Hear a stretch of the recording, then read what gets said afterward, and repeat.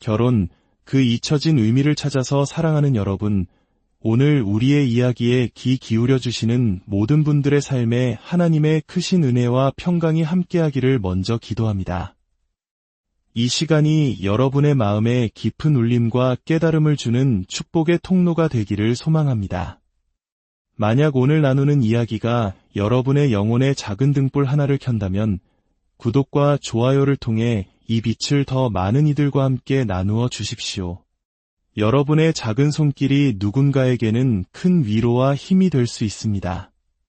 얼마 전 저는 아주 인상 깊은 결혼식에 다녀왔습니다. 500명이 넘는 하객이 모였고 신부는 눈부시게 아름다웠습니다. 하지만 제 마음을 사로잡은 것은 화려함이 아니었습니다. 그 결혼식은 신랑 신부와 목사님이 함께 머리를 맞대고 만든 아주 창의적이고 새로운 순서들로 가득 차 있었습니다. 1시간이 넘는 예식 내내 저는 그들의 신선한 시도들을 흥미롭게 지켜보았습니다. 그런데 예식 중간 아주 익숙한 순서가 시작되었습니다. 바로 우리가 아는 전통적인 결혼 서약의 순간이었죠. 놀랍게도 그 고전적인 문장들이 낭독되기 시작하자 저의 모든 신경이 곤두섰고 가슴 깊은 곳에서부터 뜨거운 감동이 밀려왔습니다. 저도 모르게 이런 생각이 들었습니다. 아, 이보다 더 좋을 수는 없구나. 이토록 아름답고 의미가 깊은데 왜 굳이 바꾸려고 할까? 물론 저 스스로를 타일렀습니다. 나도 이제 늙었나 보군. 낡은 생각을 고집하는 고리타분한 목회자가 되어가는 걸까? 어쩌면 제가 이 전통 예식을 특별하게 느끼는 이유는 목회자로서 수없이 반복해서 들어왔기 때문일지도 모릅니다. 그 단어 하나하나에 담긴 무게와 깊이를 여러 번 되새길 기회가 있었으니까요. 하지만 오늘날 우리 사회의 젊은이들은 조금 다른 것 같습니다. 많은 젊은이들이 전통적인 결혼식, 나아가 결혼이라는 제도 자체에 대해 물음표를 던지고 있습니다. 깨어진 가정에서 자라며 부모님의 아픔을 지켜본 이들에게 결혼은 행복의 약속이기보다 두려움의 대상이 되기도 합니다. 헌신이라는 무거운 짐을 지기 두려워 결혼 대신 동거를 택하는 커플들이 늘어나는 것도 이러한 현실을 반영합니다. 한때 우리 사회에 가장 견고하고 영원할 것 같았던 결혼이라는 전통이 지금 매일같이 도전을 받고 있는 것입니다. 혹시 뮤지컬이나 영화 지붕 위의 바이올린을 보신 적이 있으신가요? 러시아의 가난한 유대인 마을, 그곳에 사는 아버지 테비에의 이야기입니다. 그는 딸들을 끔찍이 사랑하며 마을의 중매쟁이를 통해 딸들의 미래를 계획합니다. 그것이 그가 평생 지켜온 전통이었기 때문입니다. 하지만 어느 날 딸들이 하나둘씩 아버지를 찾아와 눈물로 호소합니다. 아빠, 중매쟁이가 정해준 사람 말고요. 제가 사랑하는 가난한 재단사와 결혼하게 해주세요. 테비에의 마음은 갈기갈기 찢어집니다. 한편으로는 딸들의 행복을 빌어주고 싶지만 다른 한편으로는 조상 대대로 내려온 신성한 전통을 지켜야만 합니다. 딸이 묻습니다. 왜 안 돼요? 아버지는 단호하게 대답합니다. 그건 전통이니까 그것으로 충분한 설명이 되리라 믿었습니다. 하지만 딸은 다시 묻습니다. 아빠, 그런데 왜 그게 전통이 되었어요? 그 질문에 테비에는 머리를 극적이며 아무 말도 하지 못합니다. 그저 할아버지가 또 그 할아버지의 아버지가 그렇게 해왔기 때문이라는 말 밖에는요. 전통의 이유를 설명하지 못하는 순간 그 전통은 위기에 처합니다. 바로 이것이 지붕 위의 바이올린이라는 제목이 상징하는 바입니다.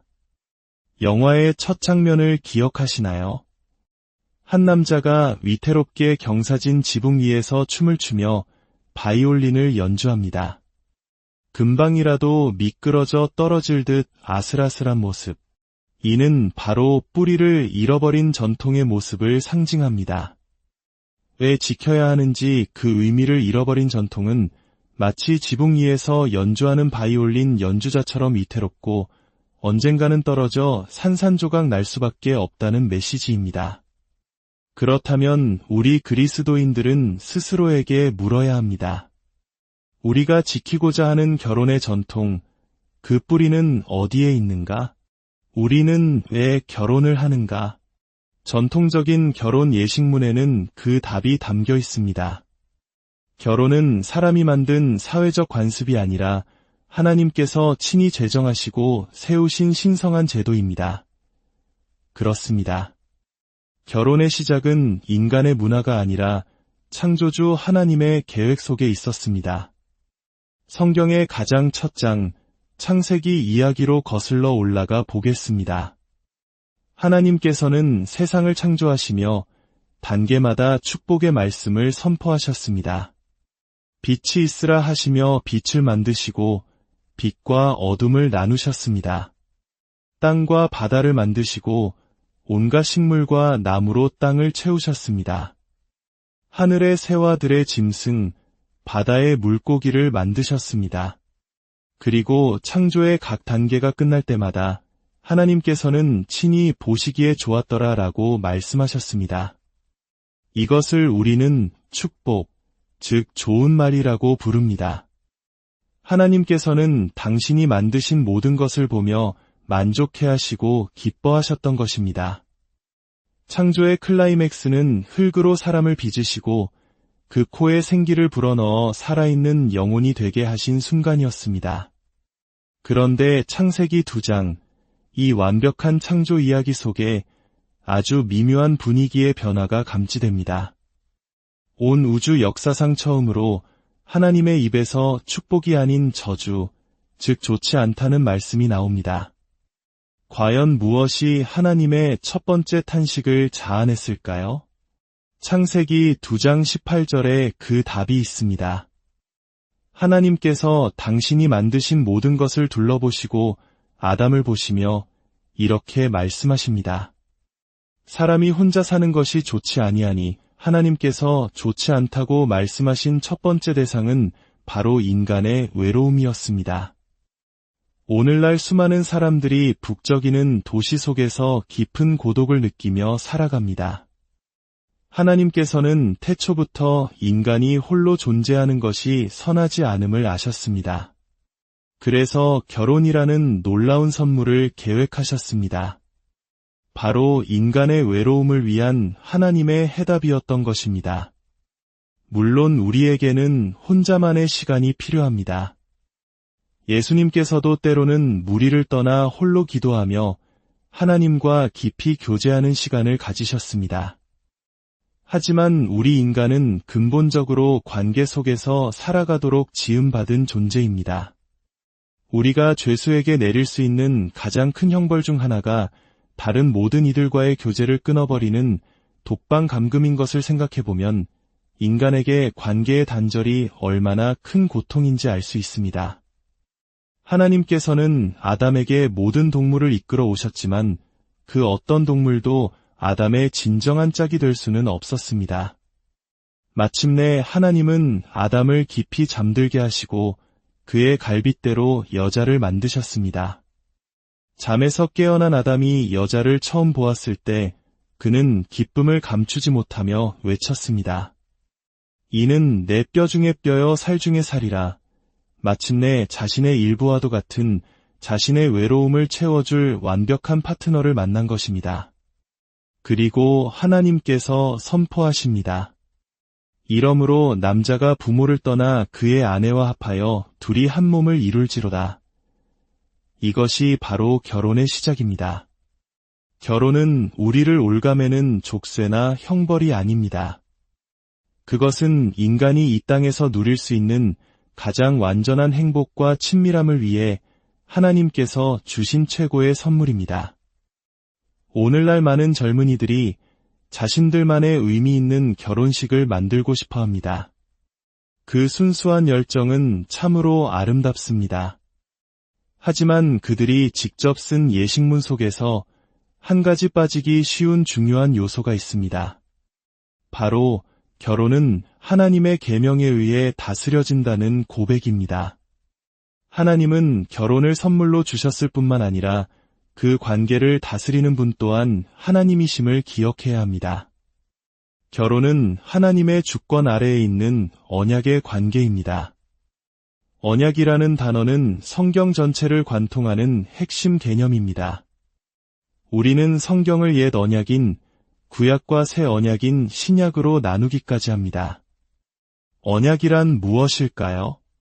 그것은 단순히 두 사람 간의 계약이나 합의를 넘어섭니다.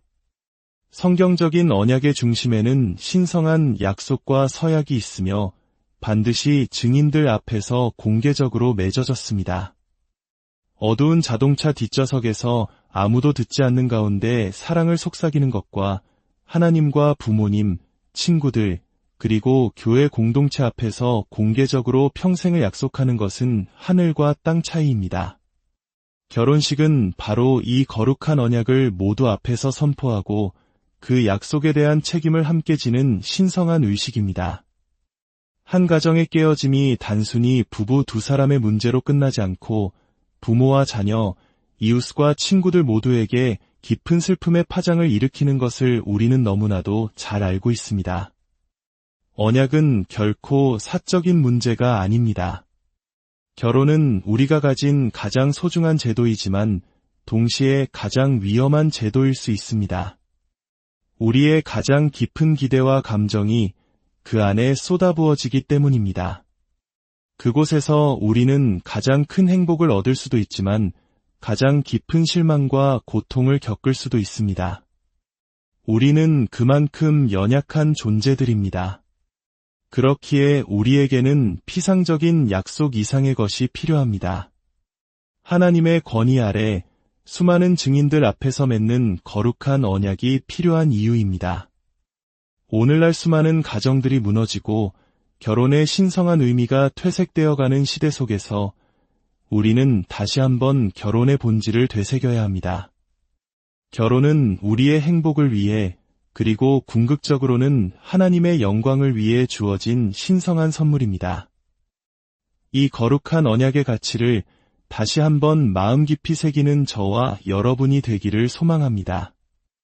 이 말씀을 듣는 모든 분들의 가정 위에 외로움을 채우시고 관계를 축복하시는 하나님의 놀라운 평강과 은혜가 강물처럼 흘러넘치기를 간절히